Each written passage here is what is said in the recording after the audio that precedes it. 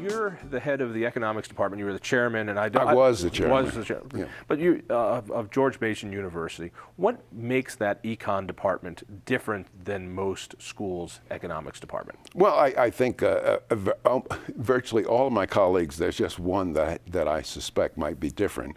We're free market economists. We believe in the Constitution of the United States, and we believe in personal liberty. Now, there are not many economics departments anywhere in the world where you find a faculty of maybe 35 people, professors, who believe in individual freedom as envisioned by the great philosophers John Locke and others who influenced the founders of our nation. Now, I'm a survivor of the University of Colorado at Boulder, and I had a great time, great parties. I'm an econ major, and I did not have a single conservative economics professor. Why? Well, why is there such a difference when it comes to the academics that you at George Mason, you're the oddity? Oh, that's just the economics department. The rest of the campus is like... Oh, the rest of the campus. Yes. All right, keep it with economics, though. Why is that, on the study of economics, why is it so Keynesian? Why is it so government-centric that the government can solve our problems? Why is that taught in so many universities? Well, I think Keynes, the Keynesian ideas, it was a godsend to politicians who always wanted bigger government. They always wanted to be in our pockets. And the Keynesian ideas of government intervention was right down their alley. And so people who have contempt for personal liberty, they love Keynesian ideas. See, I believe... That's a strong statement. Let me jump on that. And those who don't know, the idea of Keynesianism was John Maynard Keynes, who said government can pull us out of economic hardship by priming the pump, throwing money into the system, getting government involved, and it will spur the economy.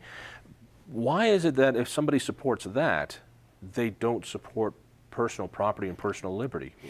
Explain that jump to me. Well, when the government spends money for various programs, well, they don't get the money from the Tooth Fairy or the Santa Claus.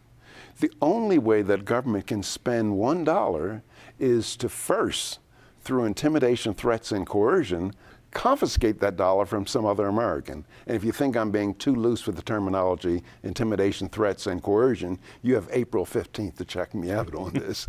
That is, government is in the business. Most of the federal budget is spent on taking the property of one American and giving it to another to whom it does not belong. Now, I believe the government ought to be involved in the constitutionally mandated functions of the federal government as enumerated in Article 1, Section 8 of the United States Constitution. How do they pay for that then? You say confiscating money. Don't they have to confiscate money to do those, what you consider to be legitimate functions of government in Article 1, Section 8? That is absolutely right. And as Thomas Paine said, government under the best of circumstances is a necessary evil. Under the worst of circumstances, an intolerable one.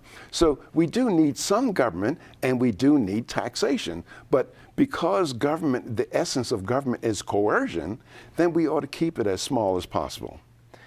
Would you now, keep in mind, I might add, today the federal government spends almost 25% of our GDP. But from 1787 until 1920, except during wartime, the federal government was 3% of the GDP. And we became the most powerful and the richest nation on the face of the earth with government being very, very small.